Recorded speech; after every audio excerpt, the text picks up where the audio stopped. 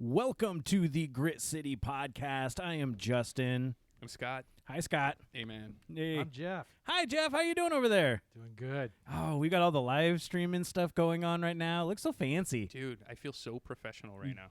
Do you? Yeah, I do. I know. We got lights and cameras. I know. We are at the wonderful Union Club Tacoma, where we do a lot of our recording. And due to some sad news, never at Malarkey's again. But we'll get into that with Brogan when he's here, because we'll have a good fun memory lane on that one. With us today is Stephen Tibbitts. Stephen, how are you doing, sir? I'm doing well, thank you. Nice, thank you. Thank you very much for coming down to the Union Club on a wonderful Sunday. It's a little dreary out there. Finally, the fall, winter weather is coming in. It's not bad, though. You figure for December, right? Yeah. It's all right. You know I'm missing kickoff, don't you? Oh, I know, right? First off, again, thank you very much for doing any of that, because, yeah, like when it's football, we weren't doing anything with Malarkey's over there just because there's so many people, like just the crowd noise of watching any football game, much less a Seahawks game, is just drowning it out. So thanks for spending some time for us with bet. us. Come on, yeah, that was the wrong thing, because I'm like, no, is there kickoff today? I have no idea. Like, something's kicking, something. Today, we're going to talk with you about, now this is very interesting. Now, you are one of the co-founders of Fab Lab in Tacoma. That's right. So tell us a little bit about that, because essentially it feels to me like it's a workspace for people who want to do a little more industrial creating. Yeah, we founded Fab Lab about 6 years ago, believe it or not, and we're kind of the mecca for nerds that are making stuff. So I call it the YMCA for nerds, literally. Nice. And we have laser cutters, plasma cutters, welding, wood shop, CNC machines, and all kinds of things you can play with. We've got 3D printers. We have a 3D printer that can print carbon fiber, which is awesome. Really? And we've got computers and software and CAD and stuff to make your own virtual reality if you want. So it's a good environment. But out of that, what it is it's kind of become kind of a nexus for people that are interested and interesting in the Puget Sound area. Absolutely. Now, how did the inception of Fab Lab come to be? Because it seems to be a lot of these things for me are kind of hidden gems in Tacoma, and that's one of the things that we found out doing this podcast. There's a lot of creative minds in here, but I hadn't necessarily heard much about Fab Lab. So, not to interrupt real quick, yeah. We did have Fab Lab on before. We had Billy on one time before, and he gave us, I don't know, 3 or 4 stories of people that were creating really cool things. He had a guy making knives in there, I believe. Mm-hmm. A couple other guys making some really neat things, and we went there and actually saw some of the things. Yeah, and I heard it from you guys talking about how cool it was, and I hadn't heard about it by then. To me, it's one of the neatest things I've ever seen. Like for a startup, for small businesses to go in if they want to prototype something or do anything. I think it's phenomenal, dude. Like, nice. I think people really need to stop by and kind of walk through, meet somebody, take a little tour, and check it out. And, I mean, it's really easy to find. I mean, if you go to fablabtacoma.com, it's just down on Market Street. People can do tours and such like that and check it out? Absolutely, yeah. We are open noon to 9 most days. And, now with the Lime scooters and the birds around, it's easy to, parking's always an issue in Tacoma, but with the scooters, it makes it nice just to zip in and check us out. Right. I mean, usually you can do something like maybe park at like even the Tacoma Dome Station, get the light rail in, and then if you can't get all the way to the spot, get one of those. Have you tried one of those scooters yet? I have, yeah. Really? Okay. They don't go up hills very well, was what I learned. Interesting. They go down really well, but not so much up. We were doing Tacoma ghost tours, and then we stopped right out in front of the Union Station, and we saw 2 people just zipping by. I mean, really fast. And I was just like, that seems dangerous. I don't know if my my ample body is going to be able to do a nice balancing act on those or not. Those things terrify me. Just wear a helmet. You'll be fine. Yeah, right. Do they provide helmets? I don't think they do. They do not. That's what somebody needs to invent at Fab Lab. I've decided one of the other interesting ideas is a pocketable helmet. So like a bike helmet that you could fold up and stick in your back pocket. Oh, that's a great idea. Just stick your helmet on, jump on the. I bet you hear ideas for things like that just constantly, all the time, right? It is fertile ground down at the Fab Lab. Yeah. What's something recently that you've helped someone create, or at least they come to you with an idea, and you're like, oh yeah, you could just use this thing. You talked about even like the carbon, the 3D printer. What are people making with that? They are making parts. We've got a guy that makes a thing called Chat Clip, and so you can imagine you're a long haul trucker And Okay. you've got your ball cap on, and you don't want the thing in your ear the whole time. So he has a thing that swings down with a Oh, boom mic. So the trucker, when he's on the phone, he just swings it down, and he's on the phone. And if he's not, he just swings it up. So it clips to his ball cap. Sweet. So it's a lot of it's just like you can go from like I even like watching the video on the website, and you get a good idea that you see people like fabricating like chess pieces or just welding different parts and such like that. But just having those like I know maybe you could find something like that somewhere, but you can also just I know how to do this and this. Let's just put it together and create it. Right. Yeah, and a lot of these people are grassroots entrepreneurs. You know, they're getting their businesses started. One guy has a business. His wife makes soap. He comes in Yeah. and cuts these really cool hardwood soap dishes on our CNC machine, and that's really what sells the soap because they're really cool wooden soap dishes, right? Right. Because you can get soap anywhere, but where are you Exactly. going to get the dish, right? Yeah. Yeah. That's cool. Yeah, I love that, man. I'm sorry, I'll nerd out, but I think that is the neatest thing. I love businesses that just incubate other little small businesses. That's what we're in the Union Club, you know. I mean, Yeah, with them and Surge and yeah. doing all of that, it's fun to be able to see that sort of stuff. And I mean, you're talking about all the different all the different equipment you have now. Where did you start off when you created it? Was it just a couple of lathes and a welding station? How did you get it started in Tacoma? We there were 4 of us: myself, Billy, Scott, and Chris, my son, and we all. So I was looking for a business to start that would kind of all of our skills would kind of cross paths, and we'd have something that we could all contribute to. And basically, we opened up with a pretty good assortment of tools because I put money into it and we financed it. We had the shop bot and Nice. the laser and the whole bit. And of course, you know, during the last 6 years, the evolution of the 3D printer has really happened. So, yeah, so it's been fun. Horrible business model. It's really hard to make a living. Yeah. Our most important customer is the University of Washington. That makes sense because I noticed that for certain students, they have memberships that are either discounted or free if they're taking certain courses. Exactly. That's yeah. cool. Yeah. Wow. That's like, I mean, it's a good way to get in with it. I mean, like with a business model as such like that where you're trying to get people to come in and do stuff, essentially corporate sponsorship, so to speak, when it comes to that. Right. Yeah. We also support other ongoing concerns. For example, quite a few architects in the area will send people in to cut models out and things like that on our laser. Oh, that makes so sense it's too. it's almost like a co-op for that type of fabrication. right? Because where are you going to get a laser cutter or a shop bot? Like people have, you know what a shop bot is? I have no idea what a Okay, shop so bot it's is. like a router on a like a CNC Computer kind of controlled router. Yeah. Oh, like you wow, can get- okay. so you can put a flat piece of plywood in it and then cut out shapes. Yeah, and so you can take those Really? shapes and build things out of it. Yeah, people make all kinds of neat stuff out of just flat pieces of plywood. Okay, so there's an idea for I just bought a house, and in our house we have a bar, and on the outside of it, essentially Brogan named it the Brass Cactus, and because it's a steampunk bar, so we want to do some stuff like that. But my wife has said we can't name it the Brass Cactus until we have a brass cactus. So we could theoretically go to Fab Lab, talk about what we need to do, and then we could put together. God, I don't know, like because You could. I was dude. talking about being like a complete like just because like, well, if we're gonna make it, I'm gonna make it a 6-foot one that sits out outside in the backyard. And is that possible? Anything's possible, dude. Oh man, see, this is fun. Yeah. Dude, when we I'm gonna call her toured, bluff on this. we went through when we did the first episode and we toured Fab Lab, right? And you guys had a DeLorean, like mocked up little DeLorean. The for- Fablorian. Yeah. Yeah, they could absolutely. You could weld something, dude, or you could just get plywood and we could just build you a giant cactus and just paint it. Ooh. Well, I'm brass not Oh yeah, you sure. could paint it brass. I think. I'm not sure about the 6-foot one, but we could 3D print you one, and then what you do is you can take it down to Two Ravens casting studio, and they would cast you a legit bronze cactus. It's gonna be expensive. It is expensive. yeah. I have to imagine. I'm like thinking about materials. I'm like, hey, cardboard, and we just paint it brass. That might be pretty decent too. We can help you out with that. Nice. Whatever you want. Nice. I love that. And it's just like people can just come down with their ideas. You also have workshops because I know that some of the equipment you have, you do need to have some training to do that. And you guys provide classes and workshops to learn the different things that you have as well as to be able to use it as well, correct? Correct. Yeah.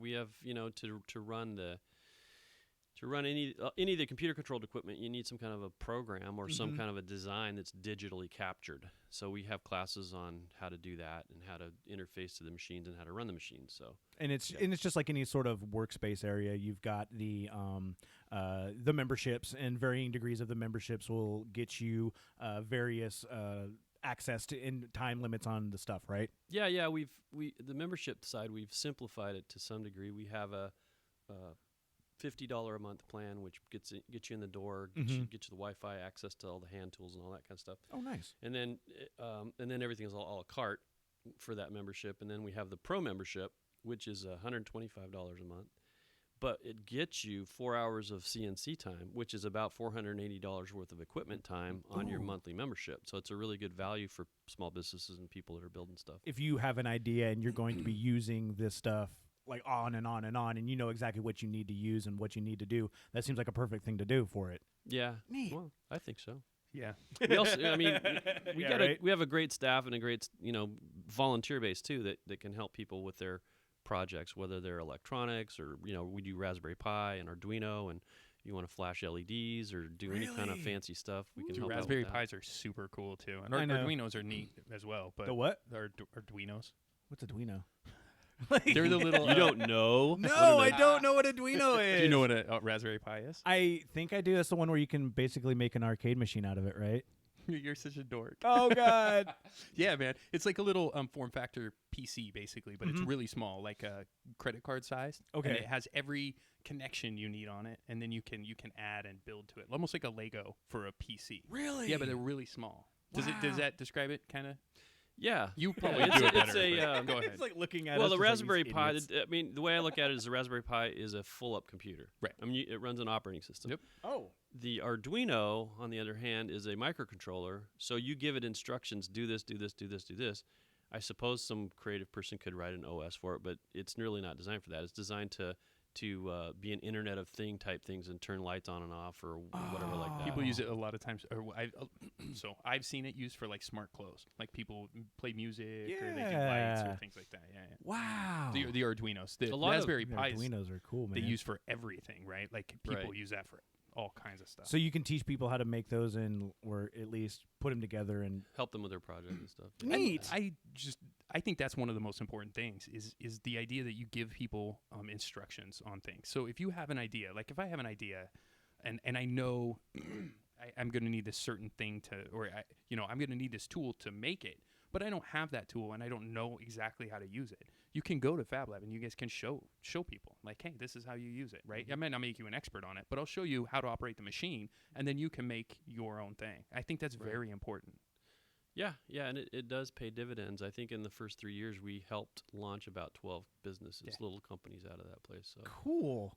I haven't kept track since then, but we're still doing it. I mean, we're helping people launch their businesses, which is cool. It is cool. I love that. And I mean, people can, again, check it out. Go to fablabtacoma.com. You get all the information. You can see even they've got links to the social media, the Facebook, the YouTube. The YouTube has a really great video that basically it breaks down what you guys have been doing with that. And I love the fact that you've got a whole team going in through this and making this happen.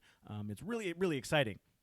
But now I want to talk to you about the thing that you have created. You showed this to us this morning, and I am more than excited to hear about this is a personal aero transportation you have called the Ziva? Well, the company's Ziva. Okay. The vehicle is the Zero for obvious reasons. Yes, because it's a big, big Zero. It's a big circular machine that will, I guess you're looking for a like when we're saying personal aerial transportation. It's hard, right? It's kind of hard to get your mind around because it almost seems along the lines of like a Jetsons vehicle. And that's kind of the most like layman term that I can think of. And you don't want to say flying car, right? Right. You don't want to say it's a flying car. People call them flying cars, but do you see the wheels anywhere? No, there's no cars. wheels. There's Yeah. no wheels. You got the propellers on this. So tell us about the Zero and Ziva and the inception of this. Okay, yeah. So there's a huge groundswell happening.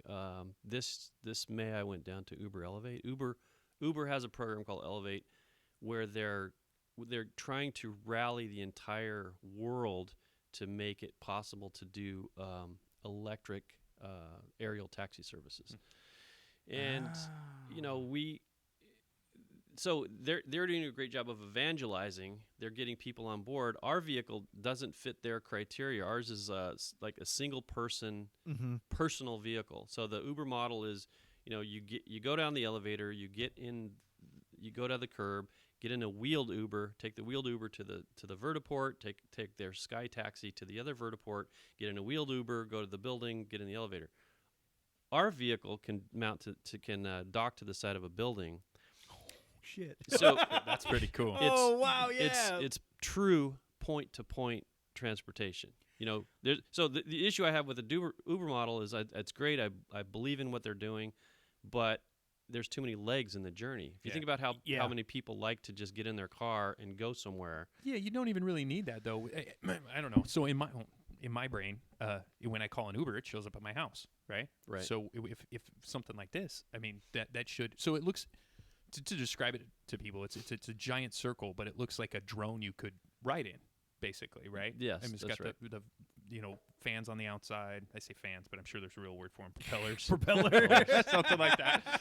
I don't know. Propellers are in water, aren't they? Well, no, you call them propellers. Oh, or we may at some point have a ducted fan, so it'll look more like a jet engine. Oh, there you go. Right? Yeah, it's pretty cool. So, anyway, I'm sure that they can fly themselves. Drones do it all the time. So, to me, it's like Uber. I call it. It lands in my front yard. I get in it. It takes me where I'm going. It flies off. Right. That seems way more legit than driving it. The term that I love that you used was adding the third dimension to the travel, because it's one of those things that, first off, I'm kind of I'm interested to see how people can drive these, because I just normally see how people drive normally. It seems like it would take another echelon of needing maybe like a flight license or something along these lines. But it's just bringing that all into I could just get in my car and just fly around. It seems like it would be amazingly fun. Yeah, we're nerding out right now. Yeah. We're like, flying cars. You were at a flying car. You have a flying car. There has to be some kind of rules about how low you can fly, how high, 500 feet or something, I imagine. Yeah, well, like 1,000 feet over congested areas. Yeah. But so the rules are changing. The the enormous validation that we got this week was that Boeing announced they put $50 million into a startup they're calling SkyGrid. So they're building the AI that will control all of the traffic in an urban area. So really, so they're already putting it in. So there's a foundation for something like this to be able to be a part of. Right. So their system will handle unmanned drones as well as commercial air traffic, and so basically it's a completely integrated artificial intelligence-based air traffic management system. You guys are going to have to go unmanned for almost all flights, I imagine. Eventually, right? yeah. Because you can't have people just zooming around. That's what I was wherever they thinking. want. That's the exact same thing. I was just thinking, having it unmanned, that would be perfect. Oh yeah, hold my beer. That's what I think. Exactly. That's what I was thinking. I was like, look at me. You want me in a flying car? No, you don't. Well, I mean, fast forward a few years, right? Mm-hmm. You step into this thing and you just say, "Take me to, the Harmon or whatever." Yep. Yeah, yeah. And the AI, onboard AI in the vehicle, will communicate with the master controller system, and away you go. And so that you don't have to be coherent. Yeah. To ride in it. Oh, speaking of that, actually, this is amazing. I got to throw a little. Did you see? They in California, they just arrested a guy who his Tesla was driving him drunk. Yeah. Did you see that?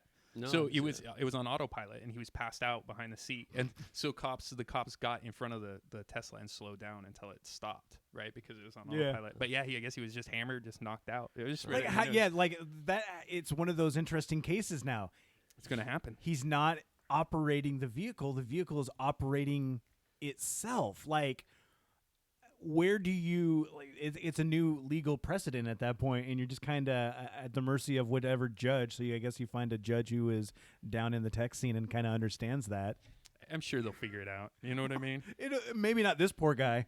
It'll Right. be as it continues to happen. But that's a good. I mean, I like the fact that you can just get into something and say, "Take me there," and then not having to deal with traffic. Like if you've worked, and I know a lot of people do this. They'll like I commute from my normal job from Tacoma to Seattle, but I do it very early in the morning. There's generally no traffic, so I don't have to worry about that. I know people that will travel from Tacoma to Everett or to Boeing, and it's like a 2 to 3 hours a day depending on when they do it. Yep. Like to be able to just get rid of all of that and do it just on a normal flight. And these things are not slow either. They're going at a pretty good speed, right?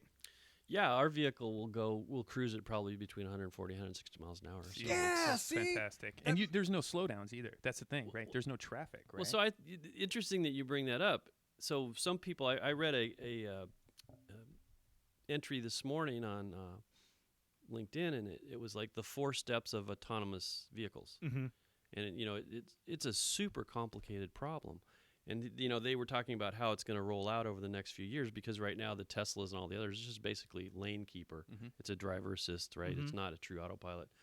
My answer is a 2-step process. What we have now, and get in the air, and it's 100% autopilot, because you don't have kids and balls running out in front of you in the air. That's so a good point. and so unless an emergency happens or something like that, it's such an easier problem for an AI to get you from point A to point B if you're in the air rather than on the ground. And it's a great point on that too, because even just like with what we have all of these cars on the road, and one of the things is I would gladly give away my ability to drive if it was just all automated, like every single car. But then you have to realize that that's another one of those freedoms people like to do. It is like to go in their car and they drive, and so that's never going to happen. You're never going to have, at least within my lifetime, a freeway that is automated only.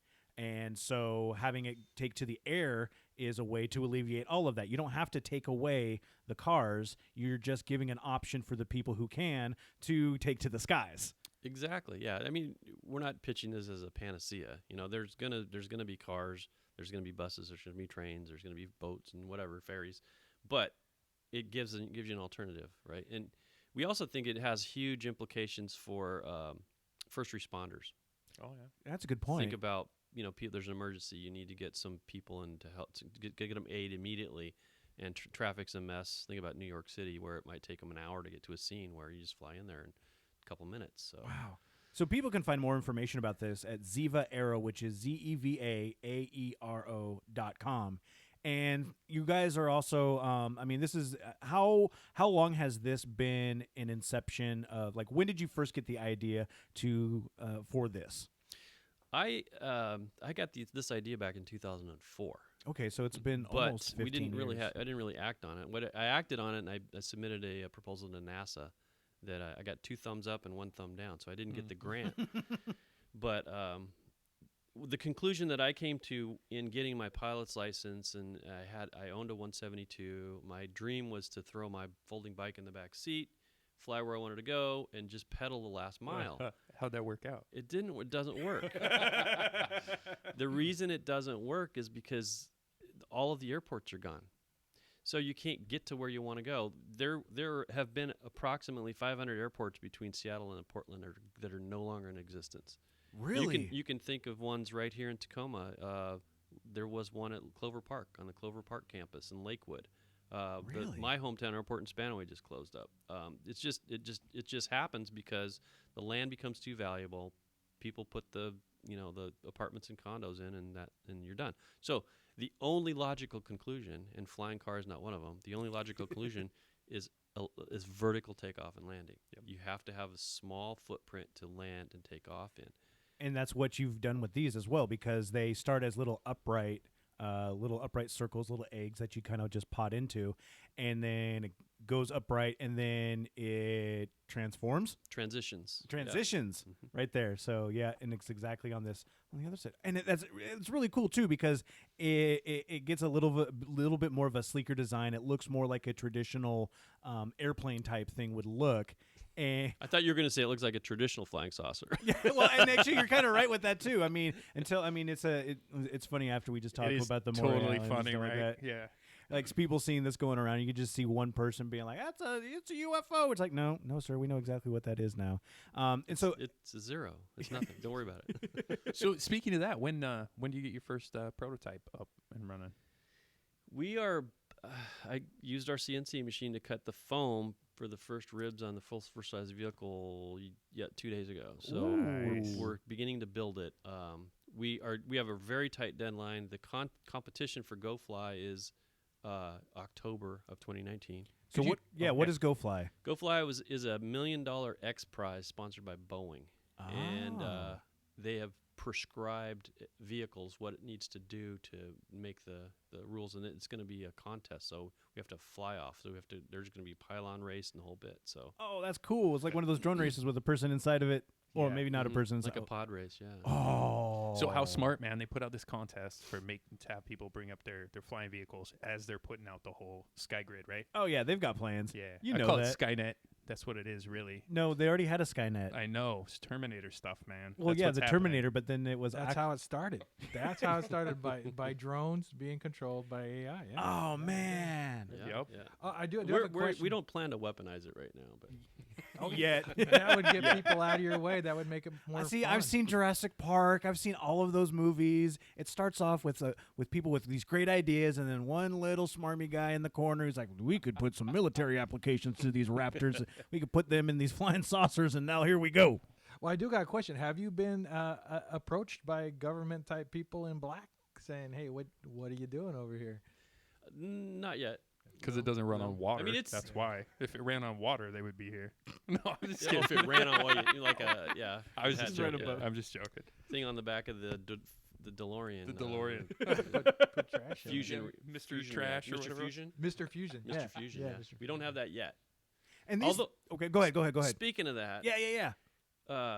really interesting stuff.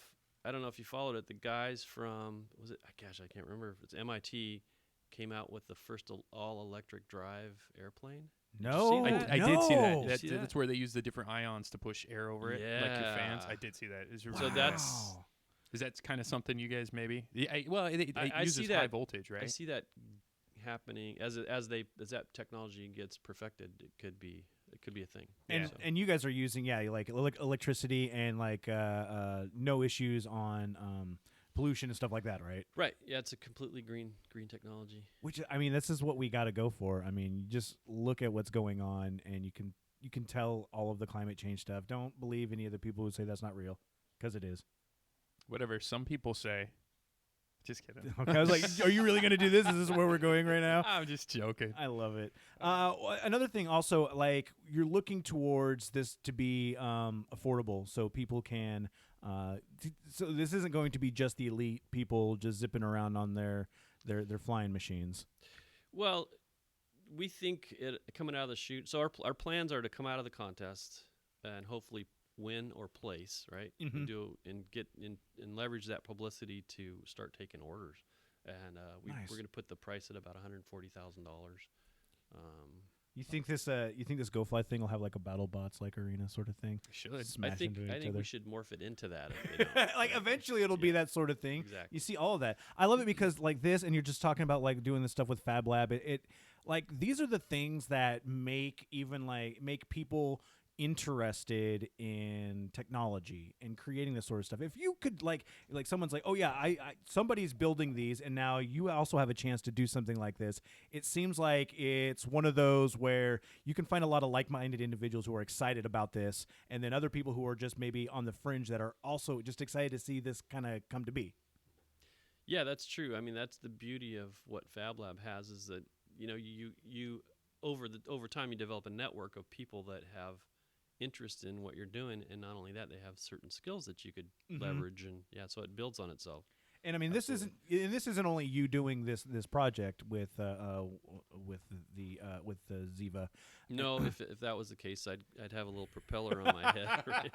A little crazy. So it does take a collaborative effort. And Yeah, we have about 20 people on the team. Wow. So- So from all, like I don't think it's just him and another dude in his garage. Well, that's the thing. Maybe. it's I mean, Tacoma. I don't know, that's man. true. Didn't you find the guy who was like creating like an elevator to like the moon or something? Everybody knows him. Yeah. I think he was doing it by himself. It's like I don't know who you bringing in with all of this. No, this is a real person we have here in front of us today. What was like? So you talked about doing the NASA stuff. Like, was it just? Did you have to like do a whole presentation sort of thing when you're talking with them? Like, how do you approach NASA with anything? They put out an SBIR grant, I think. Okay. Yeah, and there was one that caught my eye that was a pretty good fit for what I wanted to do. So Okay. I applied for it and wrote a, I don't know, like a 30-page technical document on my idea. Wow. So Man. I was like, oh, maybe we could do something on a 30-page tapped document. out. I'm You like, tapped I out mean, at this is like- the application. So you have I mean, it's obvious you have a ton of passion for this then. yeah, absolutely. It's about time. I mean, I grew up like everybody else did with the back of the Popular Science magazine, right? And where's my flying car kind of thing. But it's the thing is, right now the technology is available. The big limitation is the energy source. So I was gonna say batteries, right? Batteries are a huge thing, but there's a guy at one of the national labs recently that said he studies this. He drew the chart out, and he said there's kind of a Moore's law for batteries where it's growing at 5% a year. So by 2045, batteries will achieve parity with gasoline in terms of energy density. So Wow. it'll happen. I mean, it's just a matter of time. That's kind of cool just to think of it that way. I mean, you've even said like just the technology in like 3D printers has gone like just quick, like the way it's gone. Like I'm growing up, and the same with you and I, like in Scott and everyone and Jeff. I mean, everyone here. That we've gone from just like CRT TVs to personal computers that everyone carries around with their phones. It's kind of, I don't know, it seems crazy to me how fast technology is going, and maybe it's not fast, it's just my perception of everything changing so quickly in my lifetime. I think when we were kids, I think we thought people knew more than they really knew, and then as you get older, you're like, oh no, that's not how like technology actually goes. Yeah, but someone's got to create that technology. It sounds weird, but like when I was a kid, I thought we knew there was planets, other planets besides in our solar system. I thought there was all these other things. They didn't know that shit until the 90s. You know what I mean? Like, really, I think I really feel that way. I think right now the neatest thing is how technology is pushing stuff like the batteries, powerful motors. I know these are all big deals for flying, right? Right. This is I nerd out on stuff like this. So, do you see any like big competitors for you? Like, is there anybody that's kind of pushing right now? What is like? It's the thing to me that gets me excited, other than the technology, is that it's shaping up to be one of the most competitive landscapes, definitely in our lifetime. There's about 65 companies already doing very similar things, and so the competition for the commerce side of things really to your point, it accelerates that development so fast. Yeah. You get, you inspire not only our team here in Tacoma, but teams all over the world to build the best thing, and something's going to come out of it. Yeah. And that's, the competition, it breeds the creativity, the innovativeness, and it's fun to see that, because maybe somebody does something and you're like, ooh, that's kind of a good idea, and you can tweak it to your design. And I think that's with anything going out there. Like, you steal bits from podcasts. Absolutely, we might do that all the time. So, that's really cool. God, man, I love this. Yeah, I love it too, man. I dorked out on this. I was like, yeah, flying car. Yeah, so I love it. Do you have, obviously, once everything goes, and this is next year for the Go Fly, correct? Next year. So when it goes on with that. So just kind of keep on the eyes with that, and then people can maybe come and bug you about it at Fab Lab. Sure. Yeah. So when they do the Go Fly prize, is it going to be a full size vehicle, or yes, is it? Yes. Oh, neat. Yeah. Neat. Are you going to have that somewhere we could come take a look at it before you do it? Top secret, but yeah. Yeah, that's what I like. Top secret. Now, who gets the first flight? Like, the thing is created. Are you going to have just an unmanned test flight, or are you just going to, like, one person gets to drop from a hat, or are you just going to shove everyone aside and get in it and say, let's ride this bitch? It's tempting to do the latter.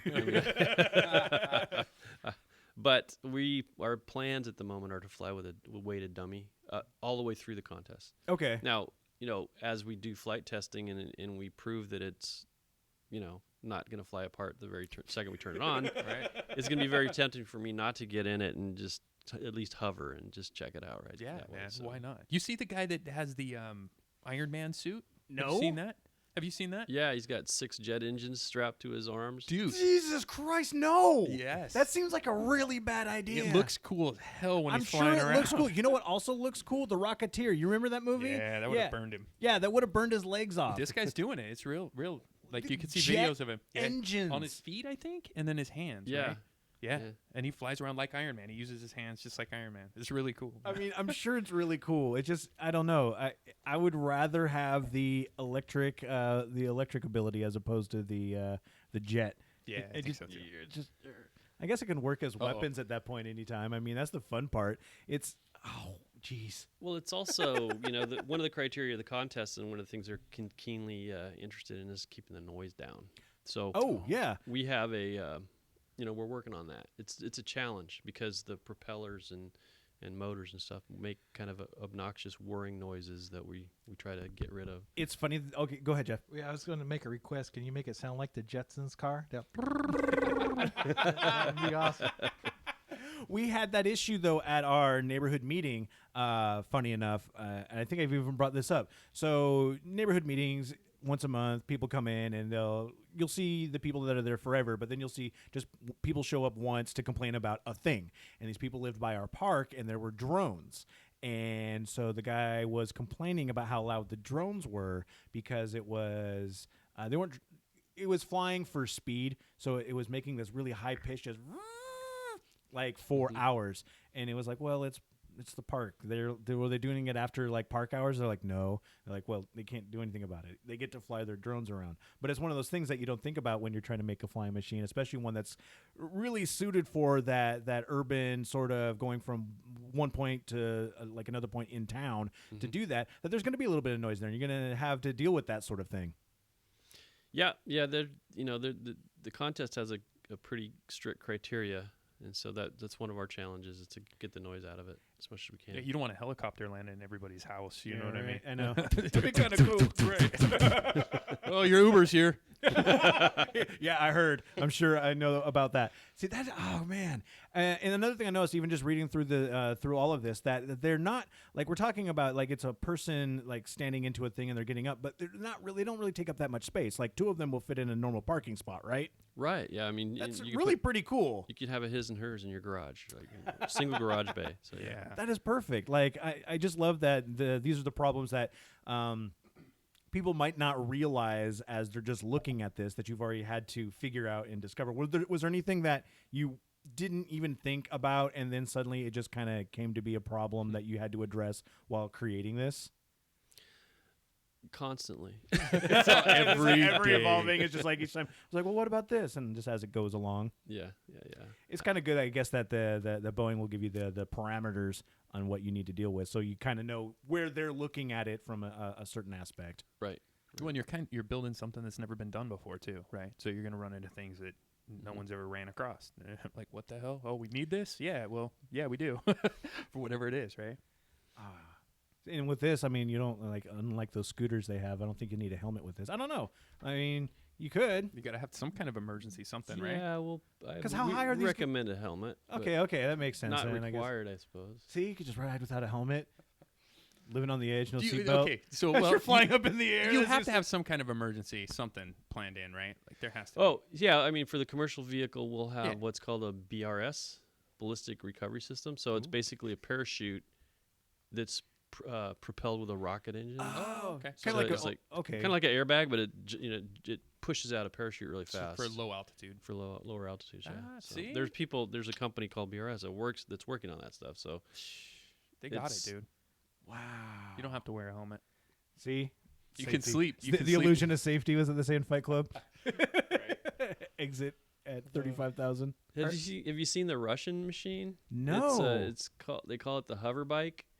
And it's like a yeah. quadcopter, but the propellers are I- below you, and you're I riding saw like that. a motorcycle. Like Yes. I call it the human egg beater, right? Right. I was just The kind human of looks blender. super yeah, dangerous. like I was right? thinking about that, and it's like that is something that I mean, not to stereotype Russians as evil villains, but it would be like the evil villain henchman riding on that to chase somebody down, and it would be like a storm, like the storm That's what it trooper looks like, scene, yeah. and they're like following, and then you like throw a bottle at their head and it hits them and it knocks them off and it tilts them a little bit, and then they fall and turn into like Russian salsa right yeah, there. they land in the propellers.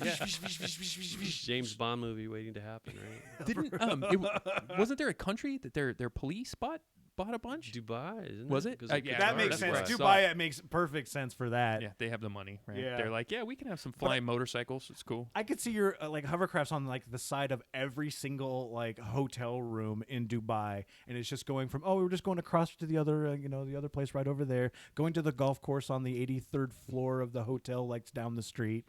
Yeah. Because of all that crazy stuff. Wow. Yeah. That stuff is neat. Who doesn't want a Batman off the side of a building? Right. Exactly. This gets like everyone. It gets like the tech nerd. It gets like the jet setter. It gets the comic book hero who just basically is going to the cosplay anime convention The or something. adrenaline dude that likes to fly and fall off of things, right? Same thing. Oh, I love this.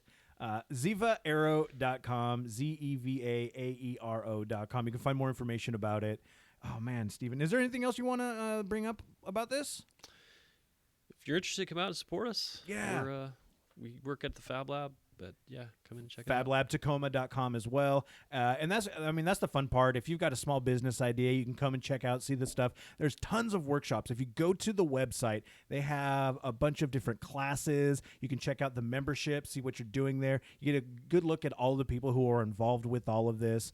And again, on also social media, they have all the events and stuff that is going on, that are going along for each month as well. Learn how to create something really fun. If you got a business idea, this is the best place really to start it going, man. Absolutely. Get out there and make some shit. Just a little bit of business before we get out of here. We've got some stuff that's upcoming that we're really excited about. We've had the Shroom Brothers on in the past, and they are really awesome at creating wearable art, hangable art, and we've got a logo design that's going to be coming out really soon that I'm really, really excited about. Yeah, I'm pretty jazzed, dude. And with that is going to be some T-shirts. So be on the lookout for that. So check out GreatCityPodcast.com. You can give us all the likes and all the, share, like, subscribe, all of that fun stuff on all of our episodes. Listen back to our episodes. You can listen back to the Shroom Brothers and hear all about what they're going on